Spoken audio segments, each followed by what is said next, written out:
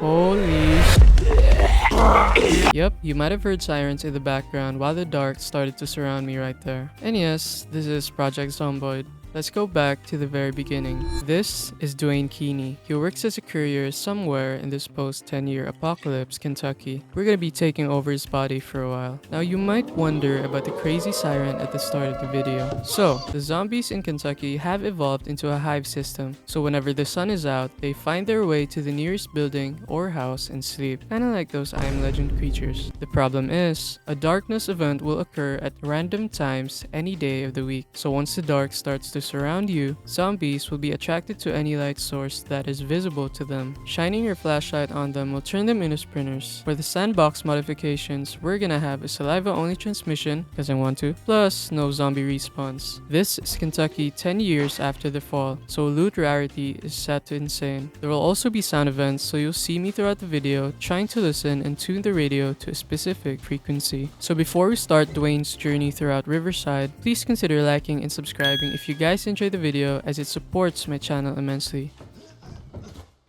Day 1. I spawned in a trailer park. I planned to clear the immediate area because I needed to loot my starting trailer without interference. I managed to kill my first set by luring them into the trailer window and stomped on them as they lunged through the frame. I then ripped up a bathrobe I found to obtain some rags in case of any injuries. I then went outside, killed a straggler to acquire a kitchen knife, and cleared the remaining stragglers nearby. I moved to a few other trailers. I planned to search them because I needed more gear, but they all turned out empty. Later on, I was able to find a rolling pin and a pair of boots. I also found a garbage bag, pencil for marking important POIs on the map, and a can opener. After foraging for a while, I stumbled upon a gas station, a diner, and an auto shop. I wanted to check the interior to further confirm if there really were a nest of zombies resting inside. And I was right. It was getting dark, so I moved to the nearest trailer. I planned to take shelter because I needed to avoid the zombies before they started roaming at night. I killed a Zed in the bathroom to secure the space, and I finished the day by reviewing the items I had managed to forage. Day 2. I woke up to a zombie breaking my bedroom window. I then went outside to loot a trailer east from here. After marking the trailer on my map, I walked toward a larger house structure where I spotted a functional 1989 Ford Bronco. I wanted to inspect the vehicle because I needed transpo, so I checked the hood and marked its location on the map.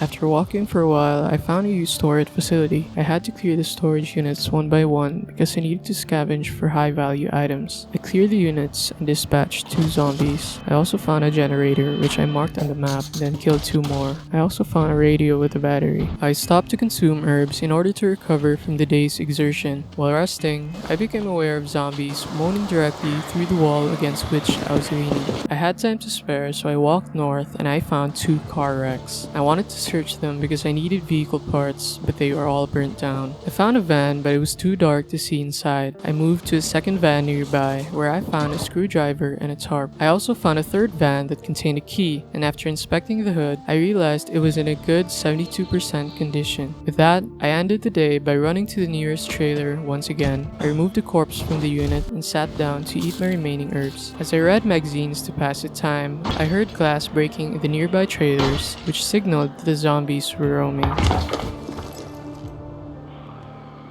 Day 3. I turned the radio on, attempting to find direction from the Knox relay frequency. I set a path toward the auto shop, scanning the overgrown tree line for edible forage as I walked. A few stragglers lingered outside the shop, so I drew them towards me one by one, stealing my nerves before sweeping the interior clean.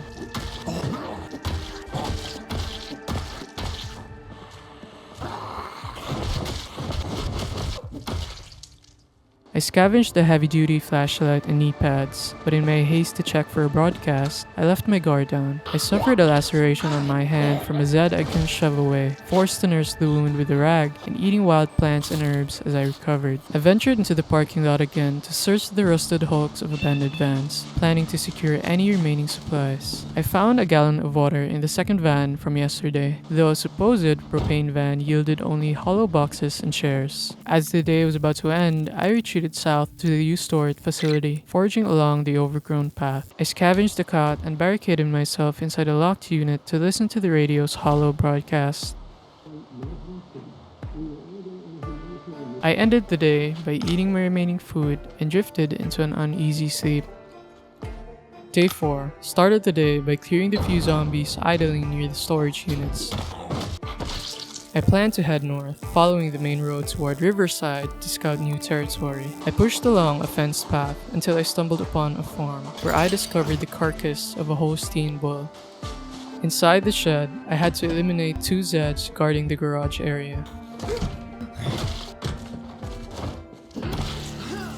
I spotted the fleshing tool, but I chose to leave it behind to avoid being encumbered. I continued down the path until I reached a 2-story house. It appeared empty at first, but a zombie ambushed me as I attempted to walk upstairs. After I put it down, I searched the upper level and found a weapon I did not expect to see. Mjolnir. It was in top shape and had incredible damage, so I retired my rolling pin and equipped the hammer immediately. I checked the nearby shed through the window and discovered a legendary katana blade. It was heavy and needed a handle, so I left it for now. I moved to the final house further south, where I eliminated a Zed in the kitchen and cleared the upper rooms. As I made my way to a coop to butcher the remains of a chicken, the atmosphere shifted violently. I knew the area was compromised. I hurried back to the house, watching as the world drained of light. I turned on my flashlight and slowly climbed the stairs as crows cawed in the darkness. The view from the second-floor windows was gone. Everything was replaced by pitch-black void. I isolated myself in a room as the sirens dulled to a low moan. I sliced the chicken, ate, and tried to scan the Nox relay for any information, but the broadcast was silent. I read the mechanics book to pass the time. I ate my last remaining wild plant and went to sleep, hoping the darkness would fade by morning. Day 5, I woke to find the room still shrouded in heavy darkness. I moved downstairs to consume a can of peppers, as my supplies were critically low, and retreated to the room to finish reading the mechanics manual. I took the time to wash the blood from my skin and remove the broken glass from the window frames, as I needed a clear exit path in case I was forced to jump during an emergency. Hunger eventually compelled me to venture outside, where I foraged for wild plants before returning to the safety of the room to eat. I tuned the radio to the Nox relay frequency once again, and this time, the broadcast provided actionable data. The signal provided coordinates to a nearby horde. I marked the location on my map, theorizing that such a concentration of zombies might be drawn to a site of value. Near midnight, a siren began to wail again, which I interpreted as a signal that the darkness event was finally coming to an end.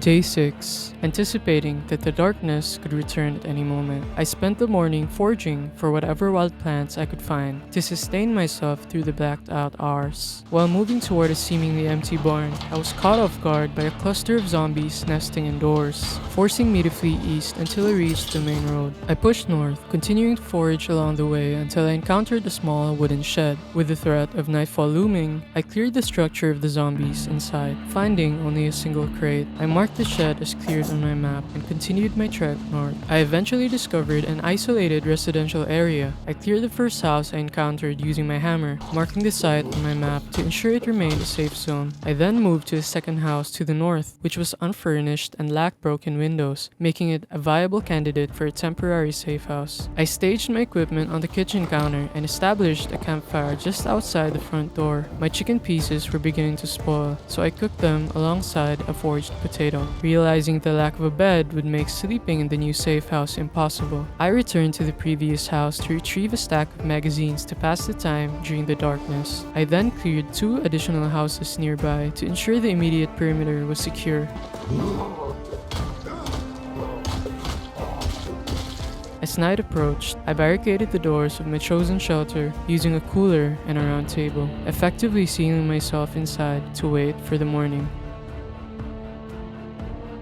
Day 7. I removed the furniture barricade at daybreak and ventured back outside. I spent the daylight hours neutralizing zombies and systematically clearing the neighboring houses to secure the immediate area. I attempted to enter a small chapel, but upon opening the door, I discovered it was heavily infested with zombies. I chose to retreat and close the door, marking the location on my map to avoid it for now. I identified a house further out that remained in good condition with intact windows. I planned to utilize this as my primary safe house for the night, realizing realizing there was an infested house directly adjacent to it, I cleared the structure immediately to ensure I would not have any unwelcome visitors during the night. In the process, I was careless and suffered a laceration to my upper torso. I returned to the bathroom to wash the blood from my skin. I ripped some clothing into rags, cleaned them, and applied bandages to the wound to stabilize my condition. After a while, I pushed further east to investigate a bait shop and a burger restaurant, clearing both locations.